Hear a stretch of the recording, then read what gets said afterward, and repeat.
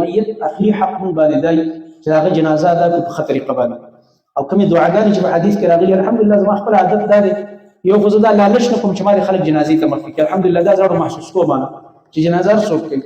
او بل دا نه محسوس کوم دا بعضې امام په دې ډېر خفه کېږي چې نکاح په محله کې بل څوک وتړل. زه دې خبرو ته سوچ هم نه کوم، د الله په فضل ځان صفت نه کوم، مزاج مې داسې دی چې هر څوک راشي بس نکاح وتړله بس خبره ختمه. هلته پکې د مولوي صاحب له فیسي خیر دی خفه کېږي، دلته څوک دلته ناست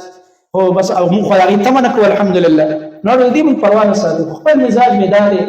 زه خپله ډېر ګناهګار یم چې د چا جنازې ته مخکې کېږم دویم چې په اخلاص ورله دعا وکړو، او چې په حدیث کې کومې دعاګانې راغلي چې دا ورته ووایو، پته نه لګي الله رب العالمین به د چا دعا قبلوي. نو د حدیث مطابق جنازه په ښایسته طریقه پکاري. حدیث کې د جنازې چې کومه طریقه راغلې ډېره اسانه ده. اولني الله اکبر نه بعد عبدالله ابن عباس رضی الله عنهما فرمایي د صحیح بخاري حدیث دی، د الله نبی به جنازه کوله سورة فاتحه به ویله، اعوذ بالله بسم الله ویل الحمد لله رب العالمین ولا الضالین امین. بیا د هغې نه بعد که یو صورت ورسره بیا هم په حدیثو کې راغلی. دویم تکبیر چې وشي هغې نه بعد درود ویل، هغه چې په مونځ کې ویل، هغه چې تاسو ته دلته په چاپ لیکلی دا په حدیث کې نه دی راغلی، دا زه د ځان نه یم لګیا، خیر دی وګرځئ دا که چېرته کوم حدیث کې راغلی ما دې راوړئ، زه به بېرته رجوع وکړم، مونږ په دې هم نه شرمېږو چې خبره کې مونږ خطا شو هلکه زه خطا شوي، دا نشته. دا کوم چې ته وایې چې جل ثناؤک او دا کوم درود ته ویل وبارکت ورحمت وترحمت، نه اللهم صل، دا کوم چې په مونځ کې دقه وایه، درود ابراهیمي نه اوچت درود رشته ده چې کوم په مونځ کې دقه ووایه. دریم تکبیر نه بعد میت ته دعا. نو موږ الحمدلله یو دعا زده کړې، اللهم اغفر لحینا ومیتنا، دغه هم حدیث کې راغلی ده. په دې سره سره نبي صلی الله علیه وسلم نورې دعاګانې ویلې، هغه هم زده کړئ زما محترم ورونو. او داسې موقع کې ویل د امانت پوره پوره خیال ساتي.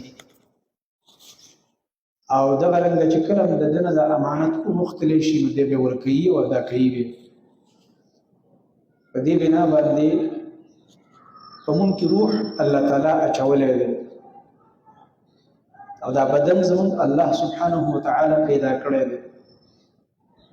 دا د الله سبحانه وتعالی زمونږ ستاسو سره امانت دی.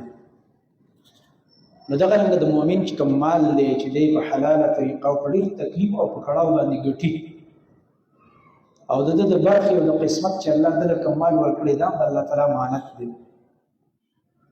د دې مال او د نفس به الله تعالی زمونږ بیرته تپوس کوي چې زما دا امانت تاسو څنګه استعمال کړل. وعلیکم السلام. زما د امانت خیال مو ساتلو کوم نه ساتلو، او د دې په بنا باندې جنت ملاویږي. قرآن کریم کې بل ځای کې الله تعالی فرمایي سورة التوبه کې چې ان الله اشترى من المؤمنین انفسهم واموالهم بان لهم الجنه، بېشکه الله تعالی اخیستي د مؤمنانو نه د دوی مالونه او د دوی نفسونه د جنت په بدل کې. د دې آیت مطلب دا دی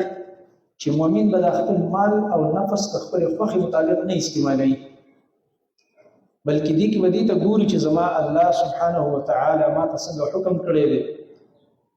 او دا حکم په رڼا کې موږ ته خپل خوږ نبی محمد رسول الله صلی الله علیه وسلم څنګه طریقه راښودلې ده چې زه به د خپل بدن څنګه استعمالوم، دا مال به څنګه استعمالوم د الله تعالی په رضا کې. نو چې دغه خبره موږ وپېژندله او په دې بنیاد باندې موږ خپل مال او نفس استعمال کړو بأن لهم الجنه، دا په دې وجه چې دوی لپاره جنت دی. که بیا قانون دا دی چې کله الله تعالی سره موږ سودا وکړله، نو د سودا نه بعد د دې سودا خرڅوونکي په دې سودا کې اختیار ختم شي. اوس مثلا زه دکاندار یم او ته ماله راغې او زه به تا یو څیز در خرڅ کړم، خو تا نه مې پیسې واخیستې او دا څیز ما په تا در خرڅ کړل، زما د خرڅېدلو نه بعد په دې کې زما اختیار نشته، زما اختیار دې کې ختم شو. کله چې د انسان د مؤمن په خپل الله باندې د خپل نفس او مال خرڅ کړی، نو دې کې به اوس خپل اختیار نه چلي، بلکې دا چې چا اخیستی دی هغه الله رب العالمین د هغه د خوښې مطابق به دا استعمالېږي. د مؤمن نفس الله تعالی اخیستی دی، د مؤمن مال الله سبحانه وتعالی اخیستی دی، سودا شوې ده. نو د دغه الله رب العالمین د حکم او هغه چې کوم نبي موږ ته رالېږلی دی محمد رسول الله صلی الله علیه وسلم، دا خوب نبی صلی الله علیه وسلم د سنت او د حدیث مطابق به زموږ ستاسو دا مال او نفس استعمالېږي. قرآن کریم کې الله سبحانه وتعالی بل ځای کې دا خبره په دې انداز فرمایلی ده په سورة الاحزاب انت الله رب العالمین فرمایي وما كان لمؤمن ولا مؤمنة اذا قضى الله ورسوله امرا ان يكون لهم الخيرة من امرهم. الله رب العالمین فرمایي ندی جائز ندی حلال د یو مؤمن نارینا او د یو مؤمن زنانه لپاره دا کار ورنه جایز نه دی چې کله الله تعالی او دا رسول صلی الله علیه وسلم یو فیصله وکړه اذا قضى الله ورسوله امرا چې کله الله تعالی او دا رسول دی خبري فیصله وکړه نو مؤمن نارینا او زنانه له دې جایز ان يكون لهم الخيرة من امرهم چې دوی به خپل اختیار وچلي چې نه الله تعالی خو ویلي او رسول الله صلی الله علیه وسلم خو فرمایلی وی خو ما ته هم څه اختیار شته کنه زما د عقل یو شی دی زما د عقل مطابق بلا کار کیږي نه چې کله د الله تعالی حکم او د رسول الله صلی الله علیه وسلم حدیث او سنت راغو نبی زما واست عقل او د ارچا رای او خيارتوب فلسفي منطقونه د بشاته ورزه دي کدا نه زیږي د الله نبی په کې صرف دومره لفظ نه دی برداشت کړي مجلس علماء کرام ناس کی په عملګری چې یو صحابي ته د الله نبی صلی الله علیه وسلم د خوب دعا خي انسان چې کله ماسوتن کې ودکیږي مختلفه دعاګانې راغلي ډېرې ګڼې چې دا غینن ډېر کم مسلمانان ته خبر دي او ډېر کم مسلمانان د دې اهتمام کوي چې زه د خپل نبی په طریقه ود شم نو پاره کې یو دعا دا راغلي ده چې هغه ملګری ته د الله نبی فرمایي دا وایا چې اللهم اني اسلمت نفسي اليك ووجهت وجهي اليك وفوضت امري اليك وألجأت ظهري إليك رغبة ورهبة إليك لا ملجأ ولا منجا إلا إليك لا منجا ولا منجا أنت لا ملجأ ولا منجا منك إلا إليك آمنت بكتابك الذي أنزلت وبنبيك الذي أرسلت دا على كلمات دي الله نبي صحابي توخود او بیا ورته فرمایي دا کلمات په آخره کې وګرځوه چې کله د خوب اذکار اخیرا کې دا دعا وایا بل ورځ الله نبی ته مسلم وایا شابه الله نبی به امتحان مخسته کړ شابه وایا ما درته کوم دعا خو درې وته وایا د دا ټول دعا ویله په اخیرا کې الله نبی کوم الفاظ فرمایلو آمنت بكتابك الذي انزلت وبنبيك الذي ارسلت نو بنبيك بزيد برسولك وبرسولك الذي ارسلت حالانکه الله نبی رسول هم دی نبی بلکې د رسول مرتبه هم چته یعنی رسالت مقام هم چت دی هغه مستقل وحی راغلی وي خدای الله نبی دا یو کلمه برداشت نه ما ته نبی ویل رسول مې ویل زما په الفاظ به خپل الفاظ نه شامل چې ته خپل الفاظ شامل ما چې درته کوم الفاظ ودري ما غوړ دا زما محترم ورونو څومره انتهایی تاکید د الله نبی فرمایلی چې په دې دین کې د یو صحابي یو جایز لفظ نه زیږي نو د دې زمانه د یو جاهل مرکب خپل عیب به څنګه زیږي شي نشي ځای کېدل لکه زه اکثر دا موضوع د فتنو د وجه نه بیانوم چې نن سبا د فتنې ډېرې دي او خاص کر دې زمانه کې د انګریزانو چې کومه فتنه د پرویزیت بنیاد یو يهودي خو ګولډ زهر دا یو يهودي او هغه يهودي چې هغه د مسلمانانو په یونیورسيټو کې د پاره سبق ویلو د دلیل په میدان کې مسلمانانو له شکست نشي ورکوله او د دې دین خو الله رب العالمین د حفاظت ذمہواری اخیسته ده نو په دې هغه حیران دي د يهود نصارا دي اسلام او د مسلمانانو ته چیرې موږ سره د یو بهانه شته چې آسماني کتاب دی را سره خو د خپل نبی حدیث پر سره نشته موسی علیه السلام حدیث نشته کړه او هغه تورات کې تحریف شوی دی اصلي شته او عیسایان وایي نصارا چې موږ سره انجیل دی آسماني کتاب خو د نبی د عیسی علیه السلام حدیث نشته عملی زندگی دا وی نشته ټول خواهشات چا چې سخوا خو څنګه ژوند تیری راځي تاسو سره دې معلومات دی مسلمان کې دا کمال دی چې یو خو کتاب محفوظ دی قرآن بل د سره د الله د نبی حدیث دی او دا چې کله عمل کوي دا حدیث د نبی صلی الله علیه وسلم مطابق کوي نو دین دا نبی کټ کول غواړي نعوذ بالله د نبی نه دا زین واړو دی حدیث نه واړو نو بیا دا قرآن چې نعوذ بالله د یو لوب کتاب شو په خپل عقل وای زه په خپل عقل بل په خپل عقل دا به د الله کتاب پاتې نشو دا به نعوذ بالله د لوب یو کتاب دی باندې کار کوي یو خو فکری کار کوي یو ظاهري وسله ده چې ډزه ودی ولي په ځای کې لکه فلسطین کې مسلمانان راګر کړي خطرناک اسلحه فکری اسلحه ده، دې ته فکری غزوه وایي چې زما او ستا نسل مسلمانان فکری طور باندې ګمراهي د دین نه وړاندې یاسې لیبل په اسلام لګېدلی نور نه اسلام پیژني نه ایمان پیژني. دوه درې ګټو دپاره کسانو هغوی زه یو ګروپ ته وردن نه کړم، د واټسپ یو ګروپ هم د دې پرویزیانو، نو ما ورته په چیلنج سره وویل ما ته د قرآن نه د ایمان او د اسلام تعریف وښایه، ځه هله شاته تکړه شه، د قرآن الفاظ غریب بارانو نه شو ویلی، نو لافات په اسلام او ایمان ثابتول دا خو ډېره لرې خبره ده. 3 ګنټې تېره شو، اخر کې په کنځلو شو، اما ستاسو اخري ریزلټ هم دا و. او د نبي صلی الله علیه وسلم توهین شروع کړو، نعوذ بالله. د کوټې نه پکې یو ډاکټر په نوم باندې و چې مسلمان ډاکټر خو ډېر محترمي او ډاکټران خو ډېر تهذیب والی، ډېر ادب والی، بې تعلیم یافته انسان خو ډېرې ښې خبرې کوي. هغه نعوذ بالله دومره خطرناک الفاظ د نبي علیه السلام باره کې وفرمایل چې زه اوس دلته نشم ویلی، او ویې ویل چې دا ستاسو یو بت دی، تاسو د دوی عبادت کوئ، نعوذ بالله من ذلک. نبي علیه السلام ته وایي تاسو دا حدیث کوئ، دا یو بت دی او تاسو عبادت کوئ، نعوذ بالله من ذلک. هغه نبي چې الله په قرآن کې ما ته بار وایي واطیعوا الرسول اطیعوا الرسول اطیعوا الرسول، د دې رسول خبره به منې، دا نه ما رالیږلی دی دپاره چې د قرآن احکاماتو تشریح به تا ته دی کوي په خپل قول او فعل باندې. یعنې دومره د نبي علیه السلام نه نفرت. دا هغه د یهودي لټریچر دی، ګولډ زهر، دا نوم یې ګولډ زهر دی او زهر یې کړي. هغه چې د مصر وغیرې یونیورسټو کې سبق ویلو، نو په دې باندې هغه سوچ وکړو چې مسلمانانو سره عملي ژوند کوم ځای کې دی. قرآن خو صرف حکم بیان کړي، دا کار وکړئ، مثلا اقیموا الصلاة، لمونځ قایم کوئ، ویې کوئ. عمل به څنګه کوو؟ عمل خو په حدیث کې دی. آتوا الزکاة، زکات ورکوئ، عمل به څنګه کوو؟ هغه په حدیث کې دی. قرآن کې خو نشته چې دومره دې پیسې شي او سونا او چاندي او روپۍ او بیا به په تا زکات فرض کړي، کار باد به ټول قرآن کې نشته. قرآن کې د عمرې تذکره ده، د حج تذکره ده، واتموا الحج والعمرة لله، خو په قرآن کې دا نشته دی چې احرام به تړي او میقات له به ځي او بو چکر به یو طواف یو. نو په دې بنا باندې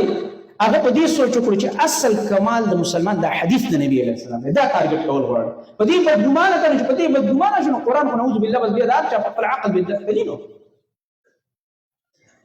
هغه راولګېد او هغه په دې باندې لیکل وکړو، په احادیثو باندې تنقیدونه او اعتراضات. بیا د هغه د لټریچر نه چې کوم خلک متاثره شو په بر صغیر پاک و هند کې، هغه غلام احمد پرویز، تمنا عمادي، عبدالله چکړالوي، سر سید احمد خان، دلته چې په دې هندوستان هغه زوړ هندوستان چې په هغې کې چې کوم کسان وو هغه ګمراهان و فکري طور هغه یهودي لټریچر نه متاثره شو، هغوی هم راولګېدو. نعوذ بالله زموږ ستاسو د خوږ نبي صلی الله علیه وسلم په احادیث مبارکه باندې تنقیدات وکړه او بې بنیاده دي هغه. الحمدلله امت مسلمه الله تعالی کله د خیر نه خالي کوي. په هره زمانه کې الله رب العالمین داسې علما داسې قابل خلک په دې امت کې پیدا کړي دي چې هغه د هغې علمي جوابونه بیرته کړي دي او دا یې ثابته کړي چې د حدیث نه انکار عین د قرآن کریم نه انکار دی، ځکه د قرآن د حدیث په شرح ده د قرآن کریم. نو هغه کسان راولګېدل د نبي صلی الله علیه وسلم په احادیثو دا خلک بدګمانه او بیا په هغې کې عقلي اعتراضات کوي مختلف طریقو باندې، چوره حدیث کې دا راغلي، حدیث کې دا راغلي، حدیث کې دا راغلي. لکه یو کس مخکې ما ته په دې باندې خبره کړې وه، هغه په دې حدیث باندې خپل عقلي او اعتراض کړی دی چې نبي صلی الله علیه وسلم فرمایي چې سهار کې یو انسان 7 دانې عجوه کجوري وخوري په نهاره. صحیح حدیث، الحمدلله. په دغه ورځ به الله سبحانه وتعالی دته د جادو او د زهرو نه ضرر نه ورکوي. د دې څه مطلب دی؟ د دې حدیث مطلب دا دی چې زهر وخوره. نو هغه یو کس وایي زه به درته د منګکانو دوی راوړم که نه وایي دا عجوه کجوري وخوره بیا به منګکانو دوی دله درکړم. لکه د الله د دې حدیث دا مطلب د دې حدیث دا مطلب د دې حدیث مطلب دا دی چې په دې عجوه کجوره کې الله رب العالمین دا اوس تاسو ډاکټران ته لاړ شئ، میډیکل ساینس هم دا اوس ثابته کړې ده چې عجوه کجوره کې الله رب العالمین دا اثر اچولی دی چې دې کې د زهریله هغه زهریله چې کوم څیزونه دي او تا وچي چې ټک درکړي په دې کې د هغې مقابل مواد زیات دي، د زهرو اثر کموي ده. او داسې بعضې ډېرې دوایانې شته دی داسې ډاکټرانو طبیبانو په هغې ریسرچونه کړي دي چې هغې سره د دې کینسر او د زهرو د اثرات کمیږي په بدن کې. په دې حدیث خو دا مطلب و چې د الله نبي فرمایي که په دې ورځ ته چېرته یو زهریله څیز تا وچیچي نو په نسبت د دې چې بل له څومره ضرر ورکوي نو تا له به دومره نه درکوي. د حدیث دا مطلب حدیث کې الفاظ هم دا دي ضرر به نه ورکوي، معنا دا دی چې بل کس وچیچي او تا وچیچي یو لړم یا مار نو دا چا چې ساتي عجوه کجوري خوړلي د ده باندې به د دې زهرو اثر کمي په نسبت د دې بل باندې. او دا ثابته شوې خبره ده میډیکل ساينس هم دا ثابته کړې ده په دې باندې ریسرچونه شوي دي چې حقیقت کې داسې ده د عجوه کجوره کې دا کمال شته دینه مخکې دا زموږ د جنرال امید ګل چې کوم تیر شوی پاکستان مخکې ډي جی آی ایس آی او دا کوم جنرال اسلم بیگ دا اسلم بیگ سره انټرویو ما خپل کتلې و چې چونکې زه خو د چیف اف آرمی سټاف تیر شوی وم دا ډیره بده خبره ده چې زه خلکو ته یم چې هغه زما د زړه بیماری ده او دا واغه چې هغه ته دونه خپل فټنس خیال نه ساتي او دومره لکه تاړو ورزش نه کوي نو ما خپل بیماری پټه وساتله بیا و ډاکټر نه میلاج وکړو خو ما چې زه دغه نه کوم دا اپریشن نه کوم د زړه داسې بس یو دوی چې باغې سره زه خشم بیا راته وی چې ویل چې داسې وکړي د عجوه کجوره نه د عجوه کجوره د دې د اډوکې معده کوي دا وټه کوي وړته جوړ کوي او دا سحر کې یو چمچ دوه په نهار استعمالوي ساز د زړه والونه او غیره دا الله رب العالمین کړو وای ما باقاعده سره دا غي استعمال شروع عجیب اثرات ورو دا غي شروع کړي چې ما ټیسټ ورو زمانہ او بیماری ورو کمېدل او ختمېدل الله رب العالمین چې ولې دا بعضي سيزونو کې بعضي کمالات او بعضي صفات نو دا رسول الله صلی الله علیه وسلم حدیث دی نو دا دومره غلط مطلب بیان حالکه که سره نعوذ بالله راولږي او قران کریم کې تاسو آیت پیش کی چې قران کې الله فرمایي چې فيه شفاء للناس په دې شاته کې شفاء ده نو کته تاسو په قران باندې نعوذ بالله وکاسي اعتراض دا کوم اعتراض په حدیث کې دا خو بعینه په قران امراض بیا کنه چې شاته کې شفاء ده زارو قران نه به شاته وسکا نه دې خدا مطلب نه دی سم چې په قران کریم کې د دې آیت دا مطلب نه دی چې زار خراب ورپسې شاته روستو خو نو ټیک بشي نه د دې حدیث دا مطلب نه دی ته د خپل عقل نه تشریح نه کوي دې تشریح مکه صحابه کړی دا تابعین کړی دا محدثین کړی دا ما او تابع په خپل عقل تشریح نه کوي دې مطلب دا دی چې بلې الله رب العالمین داسې کمالات چولي چې د زهر اثر دې سره کمیږي د زهر الضرر دا سره کمیږي دا یو مثال تاسو له درک هر مدار زما محترم ورونو چې د نبی کریم صلی الله علیه وسلم دا شخصیت په اعتبار د تابعداري سره الله رب العالمین ته نمونه ګرځولې قرآن کریم کې الله رب العالمین فرمایي لقد كان لكم في رسول الله اسوه حسنه مشهور آیت دی مشمان تم یاد الله رب العالمین فرمایي یقینا شته استاسو د پاره د الله پر رسول صلی الله علیه وسلم کې یو نمونه د تابعداري کغواړي چې زما ایډیل زمون خلکو ته ایډیل وای څوک یو کلاړی یادې دا زما ایډیل دی څوک بل څوک یادې یو لیډر دا زما ایډیل دی د مؤمنانو ایډیل هغه محمد مصطفی او شوق صلی الله علیه و آله وسلم د امت مسلمه ایډیل دغه شخصیت دی دا قرآن ویلی دی چې دا محمد مصطفی صلی الله علیه وسلم تاسو ایډیل دی دا تاسو لپاره نمونه ده د تابعداري نو چې قرآن کریم وای دا نمونه ده نو چې دغه نبی حدیث نه نو نمونه ده څنګه شو چې دا حدیث نشته د نبی صلی الله علیه وسلم اقوال افعال نشته نو دا نمونه به ګورو په کوم ځای کې قرآن کې د نبی صلی الله علیه وسلم خبرې نشته خدای الله کلام او نبی کې د نبی صلی الله علیه وسلم اعمال نشته اقوال د نبی صلی الله علیه وسلم افعال د رسول الله صلی الله علیه وسلم او احوال د رسول الله صلی الله علیه وسلم اقوال اعمال احوال دا په کوم ځای کې دي دا په حدیث کریمه کې دي صحابه کرام رضی الله عنهم ډېر په انتهایی امانتداري او دیانتداري سره دا یو خبر را نقل کړل کله سړی حیران شي دا بعضی حدیث ګوري او د صحابه کرام رضی الله عنهم دا د نبی صلی الله علیه وسلم دا یو ادای چې په کوم انداز را نقل کړل یو صحابي هغه د نبی صلی الله علیه وسلم د مسواک طریقه غ ذکر کړي چې نبی صلی الله علیه وسلم مسواک څنګه کول بیا چې په جواب باندې نبی صلی الله علیه وسلم مسواک هغه به مګلو اوس دا ډاکټران مو چې راته ګور تاسو دا ټوت پیسټ هم کوي ګور دا برش په جواب باندې مراکاږي چې دینم دا دغه ختميږي دا کوم چې ګنده اثرات په دې جواب باندې وي چې جبه صفائی راشي دا په حدیث کې راځي نبی صلی الله علیه وسلم د جبه صفائی کوله او حتی چې تر هغه لري زه پورې به دا مسواک استعمال کو د خلی مبارک نه به داسې الفاظ وروته چې او كأنه يتهوع حدیث کې راځي تاسو ولګنه وس لګي د الټي کوي دومره په تاکید سره نبی صلی الله علیه وسلم صفائی پسند ډېر زیات دومره انتي په تاکید سره نبی صلی الله علیه وسلم دا مسواک استعمالو اخیسته طریقه باندې او په هغه وخت کې د الله خوب نبی صلی الله علیه وسلم مسواک ډېر په تاکید استعمال کړو چې کله وفات کېده مرض الوفات کې چې کله اخري د الله د نبی صلی الله علیه وسلم ورځ او شپې او بیا مسجد ته نشو راوته خو مبارک وي کار پرې خوده دا الله دنیا ته خودله چې دومره قوي او مضبوط پیغمبر هغه ګوره بدن مبارک کمزور شي خو مبارک وي کار نه کوم او کله کله به چې ویل یاره نن ملت طبیعت برابر دی هغه طبيعت اثرات بل کم نو بیا دوه صحابه ته ویلي چې یو ترو عباس رضی الله عنه بل علي رضی الله عنه وي زوم دی مې د تر زوی دی کله به د علي رضی الله عنه زه اسامه بن زید کله به بل صحابي یو لاس به یو پوګو بل لاس به د الله نبی بل پوګو واړو او د الله نبی صلی الله علیه وسلم به روان کړو مسجد او په مبارک به سره راخلې کېدی او کرخې به جوړولې الله د الله دنیا ته خودله چې یو ځل د دې دنیا نه تک دی او د انسان د ژوند به ختميږي کمزور شي بیمار شي بیا د دنیا زمانه بیم پاتې نشه دا مونږ ته الله خودله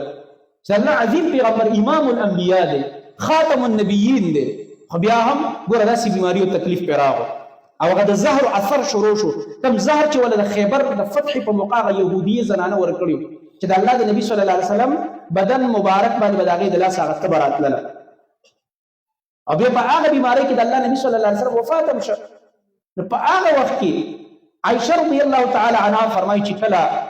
هغه اخیری ورځ و د الله د نبی صلی الله علیه وسلم د سر مبارک ما د خپل سینې ته اډانه کړو ما ته ډډه والے او دی وخت وي زما ورور راغی عبدالرحمن بن ابي بکر د ابو بکر صدیق رضی الله عنه زوی دی وي زما د ورور سره تازه مسواک په لاس نو نبی صلی الله علیه وسلم دا جبه مبارکه چې وا یعنی هغه طاقت دونه د بدن کم شوی او چې هغه زوره خبرې نشوي کوله زما د ورور ته نه قتل بار زه پوي شوم او خيار خزه د خاون په دغه پويږي مزاج چې دا مسواک واړي ما ورته اې د الله نبی مسواک واړي وای او سر مبارک داسې وکړه عبدالرحمن ته ویل چې ورور د مسواک لګ راکته امه تی واخسته او د الله د نبی صلی الله علیه وسلم د پاره ما د مسواک په خپل غاخونو کې پوس کړلو ما چې تکلیف ورته بیانې امه وجول پوس مې کړو او بیا نبی صلی الله علیه وسلم د مسواک استعمال په خدا سي خپل مسواک استعمال کړو چې د الله خواته ور روان دي چې وای ما کله به داسې مسواک استعمالول نو ډېر ساعت تیر کړو د خپل غاخونو مبارک او جبل ټول صفای خپل وکړل ابي دا غینه بعد د عائشہ رضی الله عنها د فضیلت د ام المؤمنین چې په اخره کې د نبی صلی الله علیه وسلم د خلی مبارک لاړ او د عائشہ رضی الله عنها د خلی مبارک لاړ هغه یو ځای شوی دا په بیبیان کې واحده هغه بیبی ده چې د نبی صلی الله علیه وسلم اخیری شپې د دې په حجره کې تیری شوی دي نبی صلی الله علیه وسلم د بیبیانو اجازه وغوښته د الله د نبی صلی الله علیه وسلم یو لس بیبیان چې کله وفات کړي دي وخت کې نه پاتې وي دوی په خپل ژوند کې وفات شوی دی وخت نه هوي هغه اجازه طلب کړ چې زه ار ورځ یو بیبي کمرې ته زما ماته تکلیف دی آیا تاسو نه د خوښه چې زه عائشہ رضی الله عنها په حجره کې پاتې شم هغه کې دوه فائدې وي یو دا چې الته د نبی صلی الله علیه وسلم خدمت خکې او عائشہ رضی الله عنها د نور بیبيانو په نسبت ځوانه او هغه خدمت کولې شي دویمه فائدہ به دا و چې دا حجره مسجد نبوي سره نږدې و دلته مسجد دی او دا بس یو پرده ځوړنده دا د نبی صلی الله علیه وسلم حجره و نو که څوک تاسو راځي نو چاته به تکلیف نه صحابه کرام ته تاسو راځي نو په دې نسبت چې د نور بیبيانو حجره لري نو د مسجد نه ولاره هم وګدوا مدان نږدې و ټول بیبيانو په دې راځو چې د الله نه بالکل زموږ ټول اتفاق دي انت تاسو اخیری خدمت کوي نو دا د عائشہ رضی الله عنها یو لوی فضیلت ده چې اخیری خدمت یې د هغه په حجره کې شوه او بیا ناشنا خبره ده چې الته وفات شوه دی او د هغه په حجره کې بیا قبر مبارک هم جوړ دی کله چې د الله نبی صلی الله علیه وسلم وفات مختلفه مسلې راغلي مخه یو مسله دا چې به دفن کو ابو بکر صدیق رضی الله عنه را پاسې چې ورسته د امت خلیفہ ګرځي نو به د الله نبی دا ټول مسلې خودلې مخکې ورته بیان کړل اول ما ته پته ده پریشان کېږي ما ته د الله نبی فرمایلی چې پیغمبر په کوم ځای وفات شي امت تبع دفن کېږي بس خبر به دلته وي بیا د نبی صلی الله علیه وسلم د جنازې موقع راغله جنازه به څوک په مخ کې کېږي جنازې ته ویل دا د الله نبی ماته ویل ته وړه حجره ده ته وړه جنازه نه کېږي لږ لږ ملګري به راځي دوه او درې ملګري به جنازه کې ځي بهر بیا به نور راځي هغه به ځي بیا به نور راځي ابو ذی به نور راځي په دې طریقه د نبی صلی الله علیه وسلم جنازه وشوه دفن او بیا وروسته په همدا حجره کې ورسره ابو بکر صدیق رضی الله عنه 2 کاله بعد دفن هغه نه بعد بیا لس کاله بعد عمر فاروق رضی الله عنه هغه مسلمان ته دفن تاسو خوش قسمت دي د دوه صحابه سره اعلان شي چې د الله د نبی صلی الله علیه وسلم سره نږدې هغه دفن دي هم پورا د جمعې ورځ هم د جمعې مستعارې وکړو اخیری خبره هغه ده چې څومره مسلمانان دي الحمدلله مونږ تاسو دا خبره معلومه ده د یو میت اخیری حق مونږ باندې دی چې هغه جنازه ده په خطر قبل او کومې دعاګانې چې په حدیث کې راغلي الحمدلله زما خپل عادت دا دی یو خو زه دا لالچ نه کوم چې ما خلک جنازې ته مخ کې الحمدلله دا زړه محسوس کوم چې جنازه څوک کوي او بل دام نه محسوس کوم دا بعض امام په دې ډېر خپه کېږي چې نکاح په محله کې بل څوک وتړ زه دې خبره ته سوچم نه کوم د الله په فضل ځان صفت نه کوم مزاج مې نسي دي چې هر څوک راشي بس نکاح وتړل بس خبره ختمه انت په کې د مولوی صاحب د فیسي خیر د خپه کېږي تاسو دلته ناس خو بس او مونږ خو هغې تمه نه کوو الحمدلله. نو د دې مونږ پروا نه ساتو. خپل مزاج مې دا دی زه خپله ډېر ګناهګار یم نو چې د چا جنازې ته مخکې کېږم دویم چې په اخلاص ورله دعا وکړو او چې په حدیث کې کومې دعاګانې راغلي چې دا ورته ووایو پته نه لګي الله رب العالمین به د چا دعا قبلوي. نو د حدیث مطابق جنازه ته ښایسته طریقه پکاري. حدیث کې د جنازې چې کومه طریقه راغلې ډېره اسانه ده. اولني الله اکبر نه بعد عبدالله ابن عباس رضی الله عنهما فرمایي د صحیح بخاري حدیث دی د الله نبی به جنازه کوله سورة فاتحه به ویله اعوذ بالله بسم الله ویل الحمد لله رب العالمین ولا الضالین امین. بیا د هغې نه بعد که یو صورت ورسره بیا هم په حدیثو کې راغلی. دویم تکبیر چې وشي هغې نه بعد درود ویل هغه چې په مونځ کې وی انا چې تاسو ته دلته په چاټ لیکلی دا په حدیث کې نه دی راغلی. دا زه د ځان نه یم لګیا خیر دی وګرځئ دا که چېرته کوم حدیث کې راغلی ما دې راوړئ زه به بېرته رجوع وکړم. مونږ په دې هم نه شرمېږو چې یو خبره کې مونږ خطا شو هلکه زه خطا شوي دا نشته. دا کوم چې ته وایې چې جل ثناؤک او دا کوم درود ته ویې وبارکت ورحمت وترحمت نه اللهم صل دا کوم چې په مونځ کې دقه وایه درود ابراهیمي نه اوچت درود راوشته ده چې کوم په مونځ کې دقه ووایه. دریم تکبیر نه بعد میت ته دعا. نو موږ الحمدلله یو دعا زده کړې اللهم اغفر لحینا ومیتنا دغه هم حدیث کې راغلی ده. خو دې سره سره نبي صلی الله علیه وسلم نورې دعاګانې ویلي هغه هم زده کړئ زما محترم ورونو او داسې موقع کې ویل پکار دي صفونه برابر کړي. جزاکم